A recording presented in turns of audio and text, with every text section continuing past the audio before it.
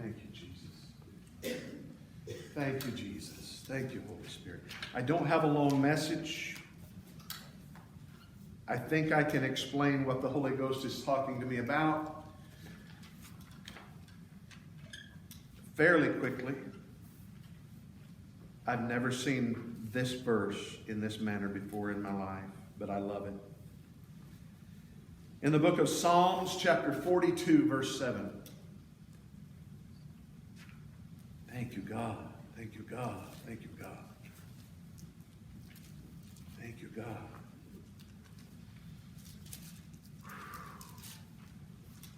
It's kind of hard for me to read it because, wow, I know what I was feeling when the Lord was talking to me about it the other morning. Psalm 42, verse 7 says, "Deep calleth unto deep at the noise of thy waterspouts. All thy waves and thy billows are gone over me." Here, I have my water bottle. I'm going to pick up this vase. I'm not going to pour water in it. But when God created, He created fish. But to create fish, He had to, before He created them, prepare the water for them to swim in. Somebody kind of show me by your hands, and I don't lie because God knows.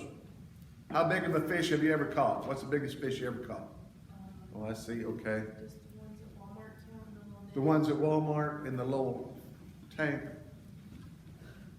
Okay. So, other than the little ones at Walmart that could swim in this, could the fish you caught swim in this? No. So God had to create something bigger than the fish for them to swim in. Amen? He knew they needed something big to swim in. I heard a story this week, a news article about a killer whale in captivity in some sea park. I don't remember what the name of it was or where it was. But they said the heading of the article was this: "Killer whale commits suicide." It had been in captivity for 20 some odd years, and it got tired of that tank. And it started crashing itself into the wall until it died, because it wanted out. God knew they needed a big tank. God knew they needed something bigger than them to swim in. You couldn't take a bird. You know, people do it. Put it in a small cage and keep it all its life, but they don't live that long because they were created for something big. God knew in the beginning He created what was needed. Amen? Before He ever put man on the earth, He created what man needed. He created the food, the water, all the source of everything He needed. He created it before He put man there. Trees and plants needed soil, water, and sun, so He created soil, water, and sun before He created trees and plants, because He knew what they needed. Please get hold of this. Come on with me. Fish needed water, so He created water first. You and I were created with deep desire.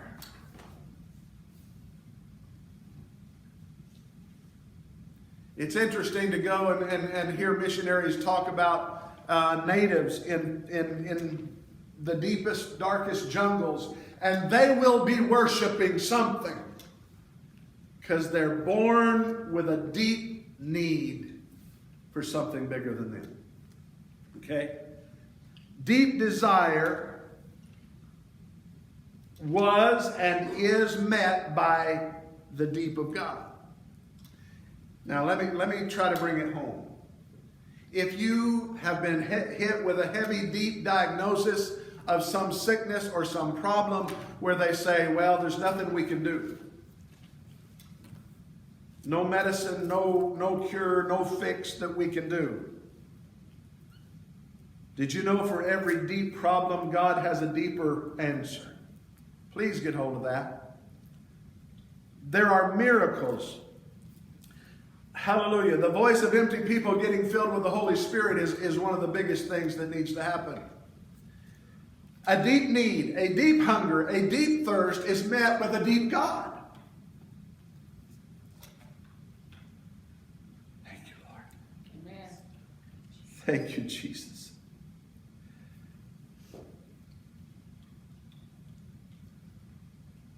In Revelations 12:11,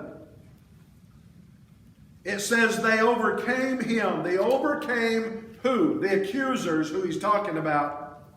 They overcame the accuser by the blood of the Lamb and by the word of their testimony, and they loved not their lives unto death. A blood-washed person with a testimony always overcomes the accuser. How does that happen? The accusing accusations seem so hard and heavy and impossible to beat, but the blood of Christ is bigger than the accusation. The healing of Jesus is bigger than the sickness and the affliction and the disease. Hallelujah. They overcame him because something was bigger and deeper. Oh, I'm trying to get you to understand. Know that in the church today, there's something deeper. Why did I want to go off into that worship music? Because I need to step over into something deep. Glory to God. I don't want shallow water. I don't want you wanting shallow water. I don't want you getting used to things that do not meet your need. Glory to God. Glory to God. Thank you, Jesus. Thank you, Jesus. Oh. You help me. Again, Revelations 12:11. If you're there, it says, they did what? They overcame who? Him, the accuser. They overcame him. So is it saying right there that you can overcome him? Amen. You can beat the devil. Well, how does it say you can do it? By the blood of the Lamb and by the word of your testimony. Hallelujah. Well, number one, devil, let me tell you about the blood of Jesus. Because there's not a thing in my past that the blood couldn't wash away. There's not a memory, not a deed, not an action, not a thought that the blood couldn't take care of. So that's testimony number one. You've got no hook in my flesh. You've got no grip on my life. You have no control over me because Jesus set me free. But wait, my testimony is bigger than that. Because my God is so deep. Remember Corrie ten Boom, one of her favorite statements would be that there is no pit so deep that God is not deeper still. Hallelujah. Well, the little woman, the little widow woman who was on the way to bury her only child. The funeral procession was carrying her son on a stretcher out to the funeral, out to the cemetery.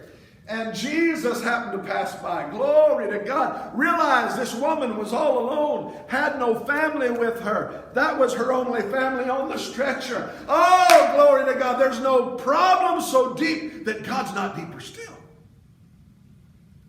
So Jesus touches the stretcher, and the boy sits up. Glory to God. Glory to God. Devil, I've come to overcome you. I've come to overcome you. I have the blood, and I've got a testimony. Oh, thank you, Jesus. Thank you, God. Master. Okay. Let me go back for just a second before I go any further. See, deep calleth unto deep at the noise. So say noise. Deep calleth unto deep at the noise. And the word noise, if you go back to the original wording, it says voice. Deep calleth unto deep at the voice of thy waterspouts. Testimony time ought to make you feel good. Testimony time ought to excite you, because when you hear of somebody getting free, that's a prophecy to you that you can be free. Amen. Thank you, Lord. Thank you, Lord. I know this week, as Jonathan has watched the healing crusades, carrying his arm is called. Over there. Okay, he got it out. Why does he love? He's watched them all day long for forever. Forever. You know why? Because he wants hope that he can get out of that chair. Those testimonies are a prophecy to him that he can get up. They overcame him. They overcame him. Do you realize why the devil would get a foothold is if we kind of back off the blood and we back up off our testimony. We get silent. We get quiet. We get smothered and choked. But a blood-washed person with a testimony always overcomes the accuser. In the book of John, chapter 7, verse 38. Now, I'm not through with Psalms 42, but John 7:38 says, Jesus said, he that believeth on me, as the scripture hath said, out of his belly shall flow rivers of living water. When you and I begin to testify, when you and I begin to speak for what God has done, do you realize again, deep calleth unto deep at the noise, at the voice of thy waterspouts. Glory to God. Well, if we got rivers coming out of our belly, what are we? We're a waterspout. We are a stirrer. I'm very practiced at busted water pipes. I listen. We're conditioned in our house to listen for gushing water. This morning, Karen said, "Do you hear water running?" I said, "Yes, I do." Because she knew she didn't do it, and I didn't do it. But Sarah's house is connected to our house, so she was running some water. I said, it quit. Yay. Pressure in the kitchen, so maybe. Yeah. Pray Lord will let them deal with it. Yeah.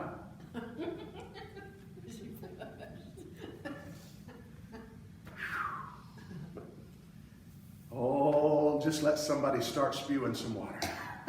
Just let somebody start speaking in tongues. Let somebody start flowing in the Holy Ghost. Let somebody start moving in the joy and in the victory. Because deep calls unto deep at the noise of thy waterspouts. When suddenly somebody gets touched and moved and blessed, it messes with all of us. It changes us.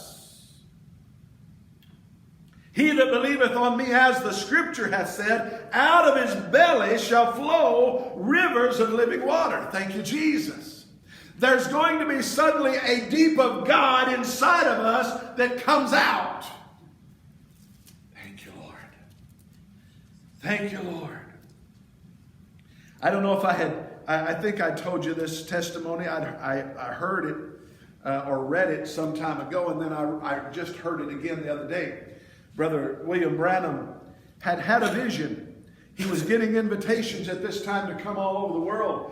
And he had a vision, though, that in sometime in the near future, he was going to come upon a young child that had been hurt in some kind of vehicle accident, and the child died. And he was going to pray for that child, and the child would live again. And days and weeks passed, and that thing did not happen. He didn't come upon any incident like that. And he was invited to some area in Russia, in Europe, in a place where it's not really free to preach the gospel, but he had been invited to a certain place. And while they were on their way, they came upon a vehicle that had pulled over, and some men gathered, and all of a sudden, Brother Branham said, "Get out and see what's going on, see if somebody's hurt or whatever." And he wasn't even thinking about the prophecy. But they came back and said, "Brother Branham, there's a little child that had stepped out in the road, and a truck hit him and ran over him, and he's dead." And all of a sudden, the Holy Spirit said, "Branham, there you go. Noise of the waterspout." And he got out and he said, "He shall live. He shall live." And he prayed for the child. Nothing visible happened. But they heard the Holy Spirit say, it's done. It's done. And he said to the people again, the child shall live. And they got in their car and headed on to the place where they were supposed to be. Now, they got to the place. It was I don't think they were preaching that day. They were going to preach the next day. By the time they got into the meeting house the next day, there was a crowd of people that they couldn't figure out where they came from, because this little town didn't have very many people. But there were hundreds in that house, in that building. And he asked, where did all these people come from? He said, there was a little boy out on the road and he was dead. After you left, he got up and he was made whole. And everybody has come. Everybody has come that could get here. All out of the country came, glory to God, at the noise of thy waterspouts. What's happening? Oh, boy, I felt that. What's happening right now? In Jesus' name. What's happening in you? What's the Holy Ghost doing in you? Listen, you didn't get the Holy Ghost, pardon me, just for your benefit. You got the Holy Ghost so rivers could build up and spew out and cause people to be moved and touched and delivered.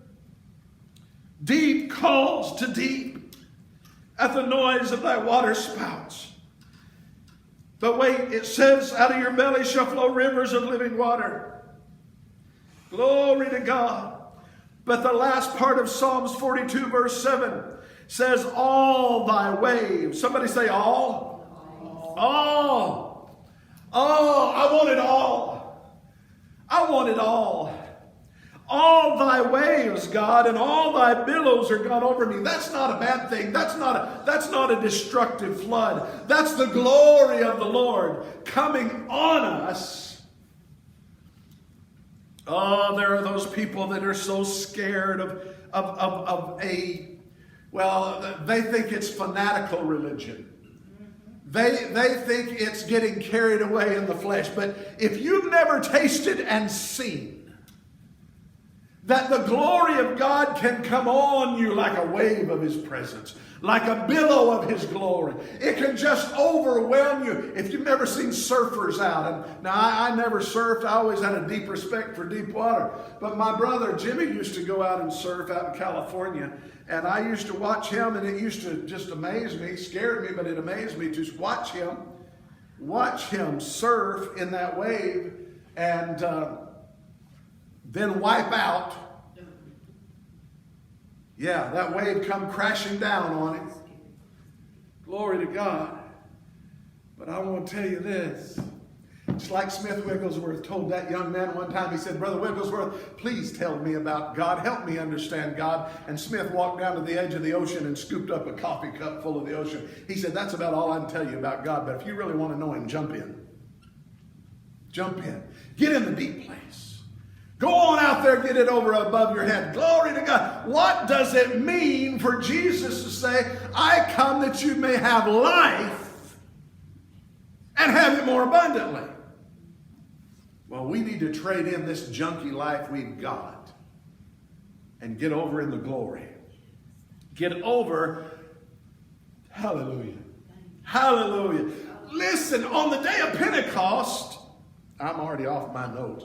On the day of Pentecost, where Jesus said, tarry in Jerusalem till you be endued with power from on high, it says they prayed, they waited, and suddenly, that's what it said. Suddenly, there was a wave of glory. Suddenly, there was a sound of a rushing mighty wind. You know what wind does to the ocean? It makes waves. That's what it does. Suddenly there was a sound of a rushing mighty wind, and it filled all the house where they were sitting. And there appeared cloven tongues as of fire, and it sat upon each of their heads. And they all began, there's that word again, they all They all began to speak with other tongues as the Spirit gave them utterance. All of a sudden, there was a water spout going on in every life in that upper room. And you say, well, yeah, but isn't that fanatical? Isn't that crazy? Why would anybody even believe and want to do that? Because in the street, there were people that needed to hear the gospel in their language. And in the street, they heard the noise of waterspouts.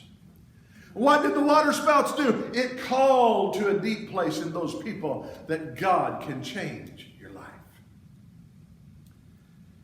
Deep calleth. Don't bother me right now. I'm getting a call. I'm getting a call. Hallelujah. My spiritual phone is ringing. It's deep calling to deep. Oh, flip that around. Do I confess? Not any of you people here, but Karen and I, we get a phone call 2 or 3 times a week, probably, from a lady that we used to pastor. And bless her heart, she's lonely. She's by herself.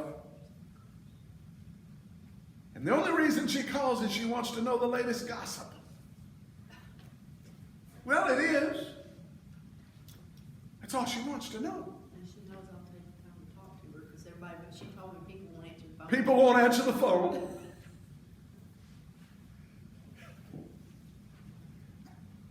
Here's the deal, though, and I don't mean to be ugly to her, but what she wants to talk about is shallow stuff.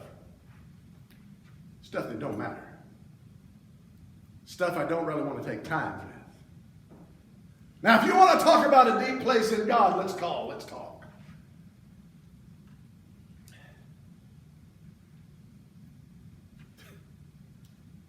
Glory to God. Glory to God. How is it? I've said this before, but when Oral Roberts, in his early days, would hold his huge tent meetings, healing campaigns. Remember what his theme song was? Always, every service, something good is going to happen to you this very day. You know what he was doing? He was being a waterspout.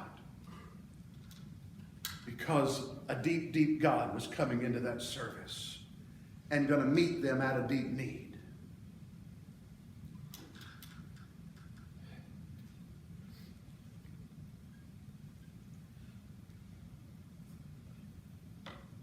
I've always said it. Just because a person can sing doesn't mean they should sing.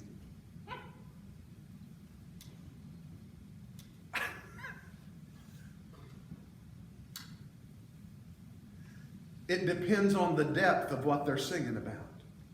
Does that make sense, Debbie? It depends on the message. And some of y'all saw it. I know you did because some of you liked it. A.W. Tozer made a statement. He said, don't tell me on Sunday that you're worshiping if you're not worshiping on Monday, Tuesday, Wednesday, Thursday, Friday, Saturday. Because if you're not worshiping those days, there's no way you can worship on Sunday. Not really. He said, when you get to heaven, there won't be Sunday worship. It's all the time. Yes. See these rivers? So many folks, they want the Holy Ghost, but they want the Holy Ghost with a handle that they can shut it off when they want to shut it off. Shut it down. Limit it. My stepfather was a plumber, and he always, times I saw him replacing, especially bathroom fixtures. He would always say, now there's a limiter inside those faucets. It limits how much water can come through there. He said, if you really want a good flow, you take the limiter out. It's just like a washer with a little hole in the middle. It limits how much water can come through. He said, but you can take it out and get a good flow. Let's deal with the limiter. Let's deal with the accuser. The noise, the voice of thy waterspouts. See, I may as well go ahead and tell you, we've talked about that word before, but the word waterspouts means a hollow culvert. The voice of an empty person filled with God. That's glorious. That's amazing. Hallelujah. Hallelujah. What about the voice? What about the voice of a boy in a wheelchair that the doctor said he would be a vegetable? What about the voice of someone that education and the world may have written off saying they would never be valuable to society? But what about the voice, Jonathan, of waterspouts through a vessel that the world has written off? What about like that girl on the video that Satan tried? I can tell by the marks on her arms, he tried to destroy her. But Jesus, oh, thank you, God. Thank you, God. I don't mind talking to you, but I'm going to call right now from deep. Oh, I'm getting a call right now from deep.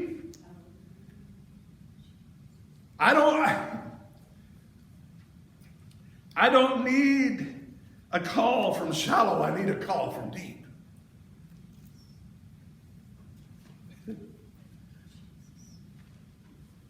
Thank you, Lord. A pastor in this town said to me the other day, he said, not everybody that preaches is called. I said, boy, that's right. I said, some of them mom and daddy called them.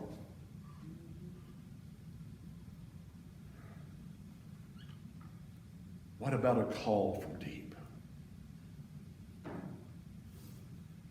Glory to God. Glory to God. I want to pray. Father, in the name of Jesus, Lord, for every person that is hearing this message this morning, I ask you, Lord, to do a mighty work in them. Help them understand that God has a deep response to their deep need. Before they ever cried out, he knew what they needed. Before the need ever began to happen, he prepared an answer and a fix for it in Jesus' name. Glory to God. Glory to God. What things soever you desire when you pray, believe that you receive them and you shall have them. Glory to God. There's a deep. And every person who's ever had a prayer answered, every person who's ever had a breakthrough or a miracle provision needs to be a waterspout that says, God's faithful. God won't fail. God won't miss ministering to you. Lord Jesus. Lord, I pray for every hungry heart. God, if they're not hungry, I pray they get hungry. If they're not thirsty, I pray they get thirsty. Oh, Jesus, let them know there's something so much deeper. Let them know there's something so much deeper for them. A deep, glorious answer. Out of their belly shall flow rivers of living water. See, it'll not only come into them and meet their need, but it'll flow back out and touch somebody else in the same manner. In Jesus' name. Lord, I pray for every need, every problem, every storm, every sickness. Every sickness. We've prayed here in our church this morning. Those of you who are watching, we prayed for healing. If you've got a need, I want you to just stand with us and agree with us right now. Father, I pray for a glorious, deep answer to the needs of our friends that are watching through this recorded message. Lord, the anointing will never go off this message. The anointing will never go off this prayer. People will be able to be healed because they believe and agree. In Jesus' name. Father, we ask for divine breakthrough and we pray for divine testimonies, Lord, of victory, of healings, of lives changed in Jesus' name. Amen. Amen. Amen. Hallelujah. I hear the noise of some water spouts. Glory to God. They're not busted water pipes. They're not leaky valves. Glory to God. But they are full of the Holy Ghost. And they're flowing and they're speaking and they're singing. At midnight, Paul and Silas, in jail, in stocks, in the dark and filth of that deep prison cell, they prayed and they sang. There was a noise of a waterspout. And all of a sudden, God shook that jail and set everybody in the prison free. That's good. That's good. Amen. Amen. Hallelujah. God bless you. God bless you.